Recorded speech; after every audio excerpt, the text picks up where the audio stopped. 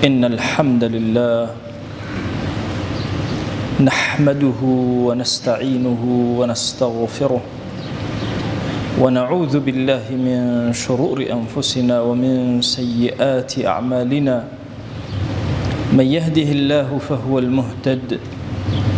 ومن يضلل فلا هادي له أشهد أن لا إله إلا الله وحده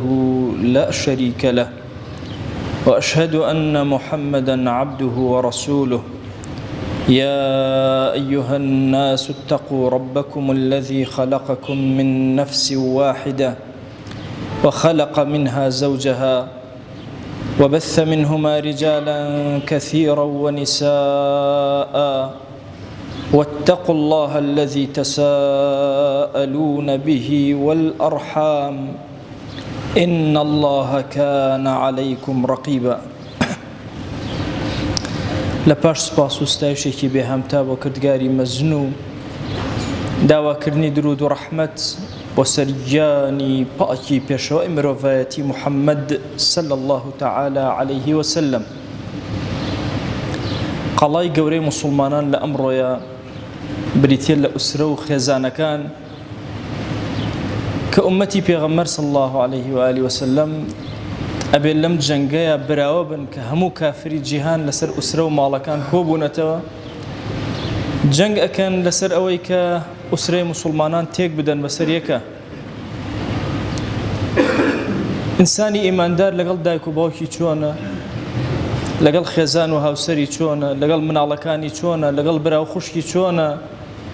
لەگەڵ مام و خاڵ و ئامۆزا و پور و پورزا و خاڵۆزا و خزمانی دەوروبەری چۆنە، وەچەکان بۆ خوارەوە چۆن مامەڵەیان لەگەڵا ئەکا، بۆ سەرەوە چۆن مامەڵەیان لەگەڵا ئەکا. ئێمەی ئومەتی پێغەمبەر صلی الله عليه وسلم ئەمڕۆ زۆر هەوڵ دراوە کە برا لە برا بکرێ، برا لە خوشک بکرێ، خزمەکان پەیوەندیان کۆمەڵایەتی لە نێوانیانە تێک بچێ بەسەر یەکە. تەنانەت لە هەندێک لە ماڵەکانە لە نێوان ئەولاد و دایک و باوکە تێکچوون هەیە، لە نێوان هاوسەرەکانە تێکچوون و نەبوونی متمانە هەیە. هەموو ئەمەش ئەو دەستە پیسەیەکە لە دواوە کار ئەکات بۆی ئوسرە هەڵتەکێنێ، چکە کۆمەڵگە کاتێک نامێنێ کە ئەگەر هات و خێزان نەما، کاتێک لاواز ئەبێ کە خێزان لاواز ئەبێ. ئێمەی ئومەتەکەی پێغەمبەر صلی الله عليه وسلم ئەبێ زۆر وریایانە مامەڵەکەین بگەڕێن بە هۆکاری ئەوەی کە ئولفەت لە بینمانە دروستەکە، ئەوەشی کە دوورمان ئەخاتەوە لە یەکتر. شەیاطینی ئینس و جین هەر هەموو کۆ ئەبنەوە لەسەر ئوسرە و ماڵەکان بۆ تێکدانیان. ئێمەش هەر هەنگاوێک هەر کارێکمان کرد لە ماڵەکانمانە کە خێزانمان تۆکمە بێ پتەو بێ، کارمان کردو بۆ ئومەتی پێغەمبەر صلی الله عليه وسلم و لە بەدەم کافرانە نوچمان نەدا و نەشکاوین. لە خزمەتی قورئانی پیرۆزە زۆر باسی ئوسرە کراوە، نمونەی زۆر جوانی خێزانەکان باس کراوە. چەندین ئاەتی پیرۆز لە باسی پێغەمبەرانە عەلەیهیمو الصەلاة وەسەلام باسی ئوسرە و خێزانەکانیان ئەکا. ئیبراهیم عەلەیهی السەلام کاتە سارەی خێزانی موژدەی ئەدرێتێ بەوەی کە مناڵی پێ عەتا ئەکرێ و ئوسرە دروست ئەبێ و خێزان دروست ئەبێ. قالت يا ويلتى أألد وأنا عجوز وهذا بعلي شيخا. سەری سوڕما لەوەی چۆن ئەبێ من ئافرەتێکی پیر و هاوسەرەکەشم شێخێکی پیر. طبعا زمانی عەرەبی زمانێکی زۆر قوڵە، بۆ پیا و شێ عەجوز بەکار نایە، بۆ ئافرەت تەنها بەکارێ، وەی عەجوز و عەجوزەت بەکار نایە، بۆ پیا و شەیخ ئەوترێ. هەیبەتێک و تایبەتمەندێکی خۆی هەیە لە خێزان و لە فکری ئیسلامیە، بۆ ئافرەتیش عەجوز بەکارێ. بۆی ئەفەرمێ وأنا عەجوز ناڵێ عەجوزەتون، چکە عەجوز تەنها و تەنها بۆ ئافرەت بەکارێ، ناتوانی بڵێ عەجوز و عەجوزەتە. دێ ئێستا لە مستەڵەحاتی عەرەبی باڵێن هاوردە ئەو کەلیماتانە بەکارێن غەڵەتە، لە ئەسڵی لوغە قورئانیەکە بۆ شێوازێ. من پیر و هاوسەریشم پیر و شێخێکی گەورە، إن هذا لشيء عجيب. جێگەی سەرسوڕمانە ئەمە. أتعجبين من أمر الله. ملائكة بيانوت سر سورة من لكاري خوا، أما كاري خوا نك أمن ديك من على بتو عطاءك الناس زياتر. رحمة الله وبركاته عليكم أهل البيت رحمتي خوا وبركاتي خوا بركات بجمع رحمة بمفرد هرهمي دا أبارن بسريوا أي أهل بيت إتر أما أبيت السرتايك خير أم بركتي خوا لو وشي أمانا رنگ أداته وبيغمبران لم وشي هل أكونوا برزبنوا قور أبنوا جار بجار أمتان لسردسي أمانة زندو أبنوا لمردن رزقاريان أبي حتى أمروج إما لتحيات كان ما نباسي إبراهيم كان عليه السلام باسي أو بركته أكين كباسي بركته أكين وبيغمبر صلى الله عليه وسلم باسي بركتي وكين أو بركته وأنا قورب أخوابي عطا كردن وبشرناه بإسحاق نبيا من الصالحين وباركنا عليه وعلى إسحاق خوا جل جلاله بركة بسر إبراهيم بسر إسحاق بسر يعقوب بسر هموانا أباريني إتر وشيك بيغمبري لنا بر أسراء واندق رنجا كوتراء أهل بيت بركة بسر شوينك قرنج نية أهل بيتك قرنج بركتي خوا بسر يانا داب باري رحمتي خوا بسر يانا داب باري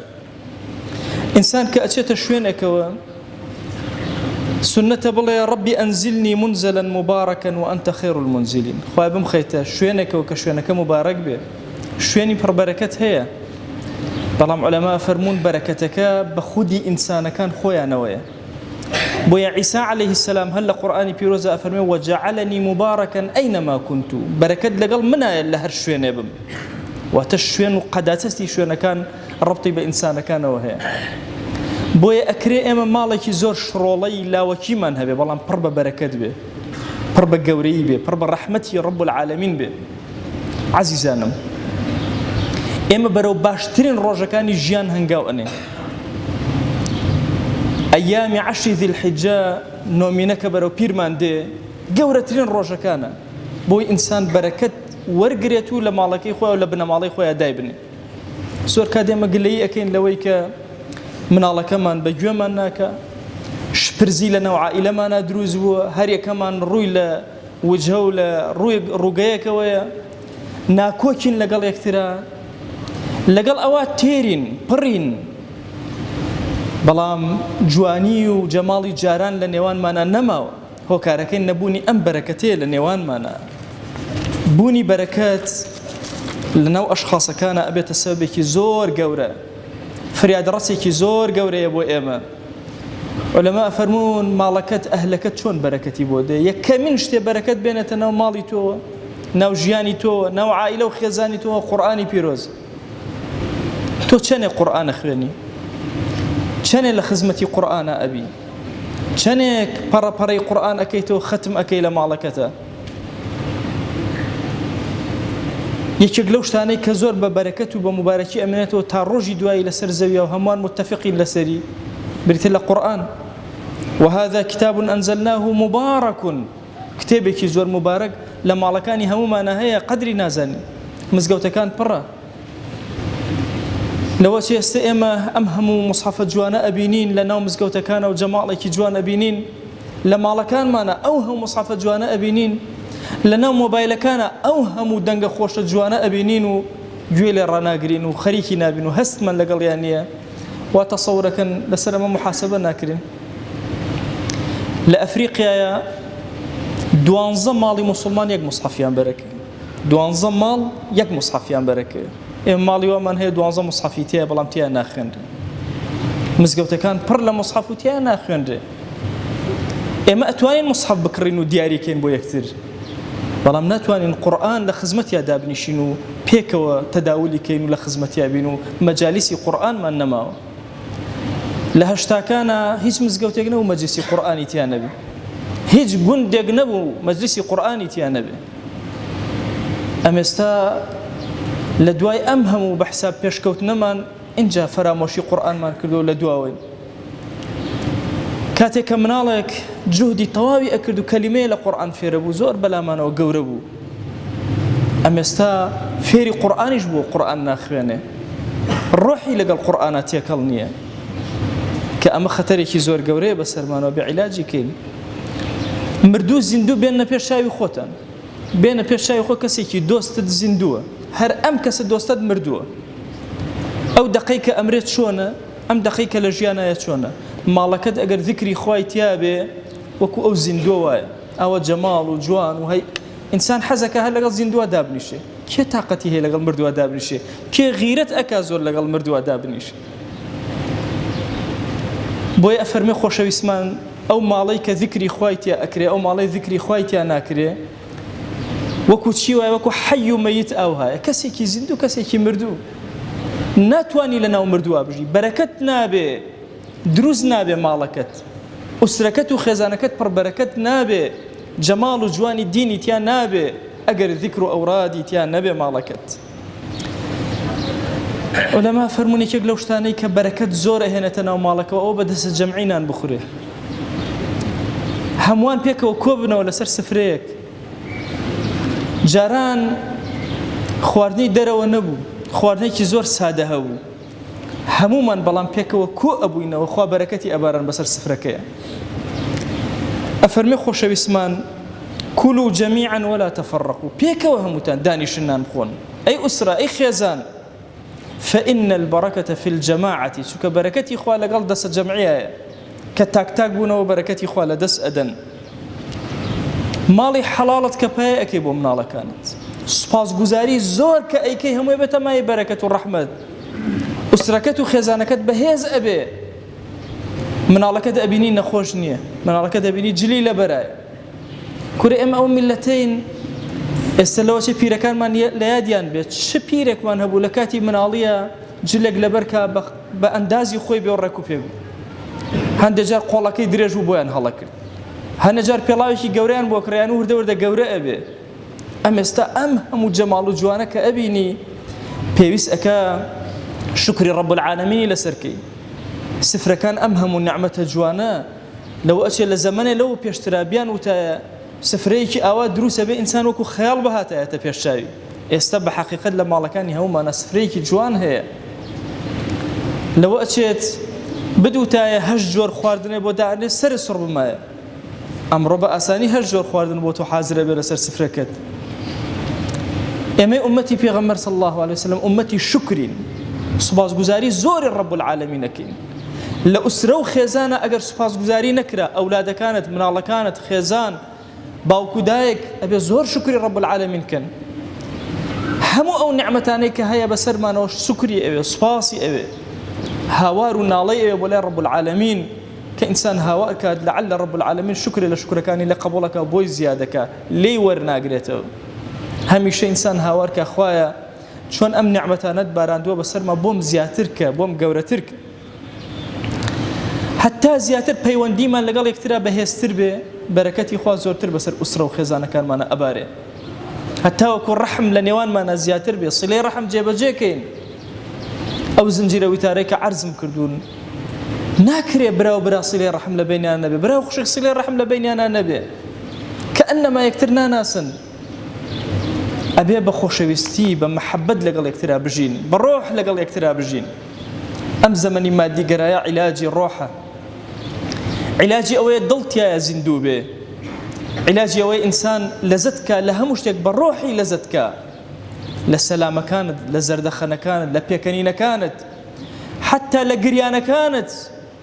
لە حوزن و ناڕەحەتیەکانت ئەبێ لەزەتێکی ڕۆحی تۆ وەرگری. ئێمە چۆن لە بەهارە لەزەتێکی زۆر جوان لە سەوزی ئەکەین، لە پاییزیشە هەمان لەزەت ئەکەین لە کاتی حوزن و دابارینی گەڵاکان و نەمانی گەڵاکانە. ئێمە ئومەتی پێغەمبەر صلی الله عليه وسلم ئومەتێکی نابێت لەم جەنگا شکست بێنین. ئەمڕۆ هەموو کافرانی جیهان کۆبوونەتەوە بۆی خێزان هەڵوەشێن. ئیتر دەمێ بە بڵاوکردنەوەی فکری نێربازی، مێبازی، نازانم چی ئەنواع وەشکات، چ ناوێکی لێنێ ناوی لێنێ، چونکە ناوەکان جوان ئەکرێن، زۆر طەبیعی لەوە ئەچێ پیسترین ناو بێن ناوی لێنێن، جێندەربازی، نازانم چی، ناوێکی جوانی بۆ ئەتاشن، بۆی سەرنجی تۆی پێ ڕاکێشن، سەرنجی ئەولادەکەی تۆی پێ ڕاکێشن، بۆی طەبیعی کەنەوە لای تۆ گوناه. تۆش لە بەرامبەرە چەندێ ئوسرە و خێزانەکەت پاراست،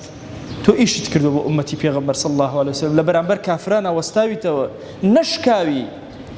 ئەمە شۆڕشێکە دەستی پێکردووە، هی کافران و هێرشیان هێناوە. ئەی تۆ لە بەرامبەرە چۆن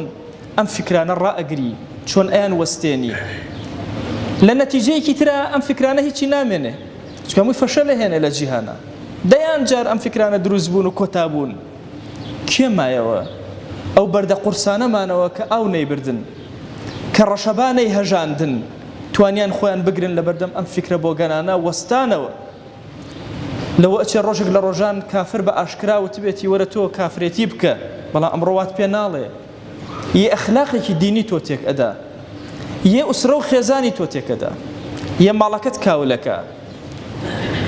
نایەت زمانی تۆ لا ببە بە زمانی خۆت فکری بۆگەنە هێنێتە ناوت یەت کەسایەتیت ئەشکێنێ کەسایەتی ئومەتێک ئەشکێنێ کۆمەڵگایەکدا ئەڕمێنێ تۆ لە بەرامبەرە ئەبێ کاری زۆر گەورەت کردبێ خۆپارێزی زۆرت کردبێ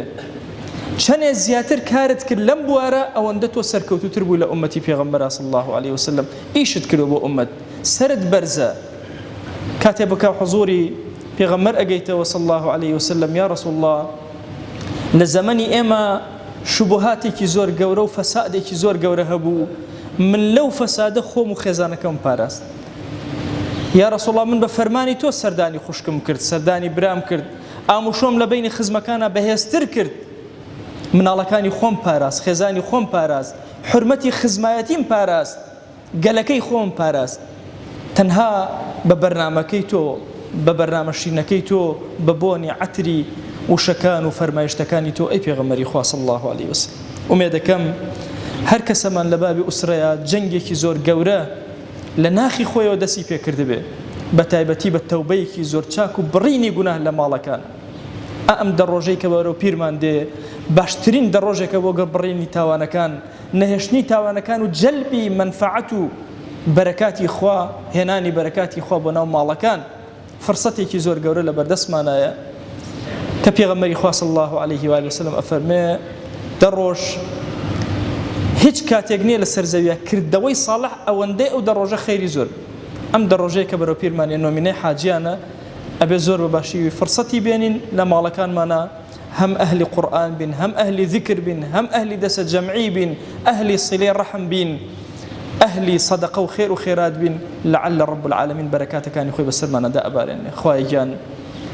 ئێمە لەم زەمەنەی فتنە و فەسادە هەموو کافران ئینس و جین کۆبوونەتەوە بەرامبەرمان لە هەموو جیهانە پەلاماری ئومەتەکەی پێغەمبەر ئەدەن صلی الله عليه وسلم یا ئیلاهی ئەیانەوەی خێزانەکانمان هەڵوەشێنن خراپە لە ناومانە بڵاوکەنەوە ئێمەش ئەمانەوە دیفاعکەین و لە بەرامبەر ئەم جەنگە قورسەی کە پەلاماری جیهان ئەدا ئیلاهی ئێمە ئەمانەوێ خۆمان و ماڵ و مناڵ و وەچەمان پارێزراوکەین بەڵام بەخوا خوایەکیان خۆت ئەزانی لە حیلەی ئەم حیلە بازانە دەرناچین وا خۆمان و خێزان و ماڵ و مناڵ و ڕەفیق و برادەر و خزمانمان هەر هەموو سپاردەی تۆ کرد هۆ ئەو کەسەی سپاردە زایە ناکەی ئێمەش لەم مەیدانە زایە مەکە یا رب العالمین خوای گیان لەسەر جەم گوناهەکانمان ببورە دەرگاکانی خێر بەسەرمانە بکەرەوە عەفومان کە یا رب العالمین خوای گیان ئەم ڕۆژانەی کە بەسەرمانە دێت بیکەرە باشترین ڕۆژەکانی ژیانمان باشترین ڕۆژەکانی تاعەتمان خواناسیمان عەبدایەتیمان دەرگاکانی خێر بەسەرمانە بکەرەوە یا ئەکرەم الئەکرەمین خوای گیان ئەم عەبدانە ڕویان کردوتە ئەم ماڵەی تۆ پەروەردگارە تۆ خۆش شاهیدی ئەمانە سەری بەرزیان نەوی ناکەن إلا لبردم تو يا نبي يا رب العالمين أما نسجدنا بن بوتونا به ركوعنا بن لحضوري تو يا نبي دسي زليلي دعاء برزنا كان ولا بارقاي تو يا نبي دا إلهي دعاء كان انجرابك وادعوا الله وأنتم موقنون بالإجابة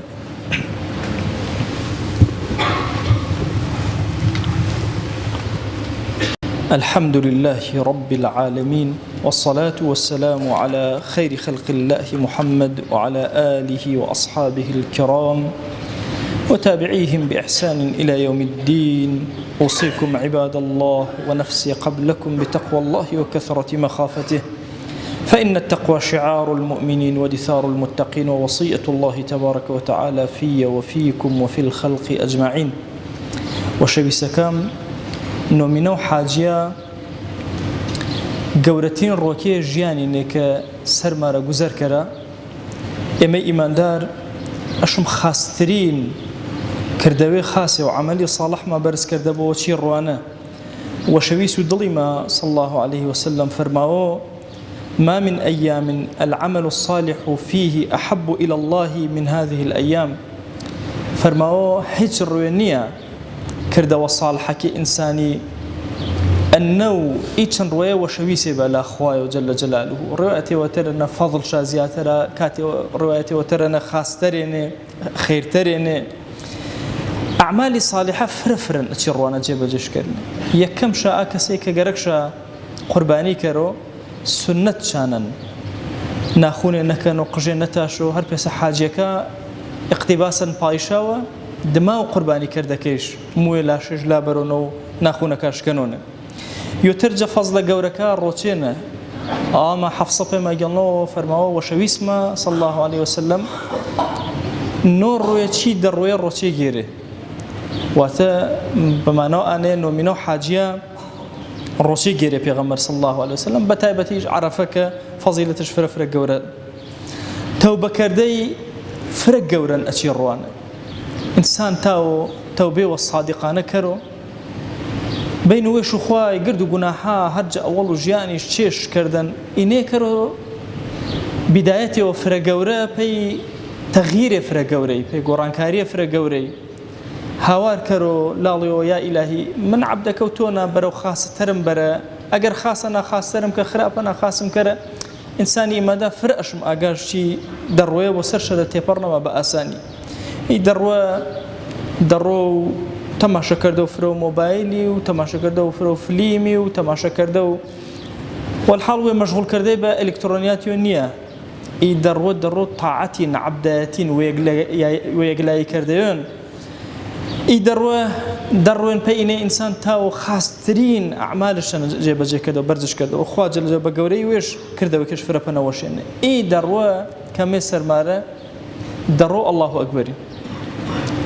ئەبوو هورەیرە ڕەزا و ڕەحمەت خوا جوانەوە چەنی ئیمامی عومەری چەنی ئیبن عومەری ڕەزا و ڕەحمەت خوا جە هەردووی شابۆ ئەچی دەڕۆنە ئەڵڵاهو ئەکبەری فرەکەرێنێ ئێمە طبعا جەژنەکانە ئەڵڵاهو ئەکبەرە مقەیەدمان هەن دما و نمایەکەوە کەرمێژ نا ئی ئەڵڵاهو ئەکبەرە فرە و زیکرەکاڵ چی کاتەنە ئەڵڵاهو ئەکبەر دلێ یاکێتەنە کاتێ موسی دلێ سیارەکەیتەنە ملی بازار هەر یاگەوەن ئەڵڵاهو ئەکبەری فرەکەرە سنەتێ فرە گەورە و فەرامۆشە تەنانەت ئیبن عومەر زارۆڵێ کۆکەرێوە بەرەشا پێ دلێ بازاری ئەڵڵاهو ئەکبەر شاپەنەکەرێ چی ڕوانە وەرو ئانە ئی سنەتە بە گەورەی منەوە دەنگ و ئەڵڵاهو ئەکبەری هەر بە بەرزی منەوە داوا کەرمە جەزات و پاک و پەروەردگاری ئی دەڕۆیە کەرەوە بە خاسترین دەڕۆکە ژیانی ما بەرەکات و ئاسمان و زەمینی مجۆمل و وێما و خێزان و هاوسەرەکامارە داوا کەرمە جەزات و پاک و پەروەردگاری وێش کێشۆما پەیلا خاسەی و پەیلا خواناسی و پەیلا تاعەتی وأوصيكم أيضا بالصلاة والسلام على رسول الله حيث أمرنا الله تبارك وتعالى في محكم تنزيله قائلا إن الله وملائكته يصلون على النبي يا أيها الذين آمنوا صلوا عليه وسلموا تسليما اللهم صل على سيدنا محمد وعلى آل سيدنا محمد وبارك على سيدنا محمد وعلى آل سيدنا محمد كما صليت وباركت على إبراهيم وعلى آل إبراهيم إنك حميد مجيد اللهم اغفر للمؤمنين والمؤمنات وللمسلمين والمسلمات ولمن أنشأ هذا المكان اللهم أعز الإسلام والمسلمين وأهلك الكفرة والملحدين اللهم انصر من نصر الدين واخذل يا رب من خذل الإسلام والمسلمين اللهم آت نفوسنا تقواها فزكها أنت خير من زكاها أنت وليها ومولاها آمين آمين والحمد لله رب العالمين أقم الصلاة يرحمك الله.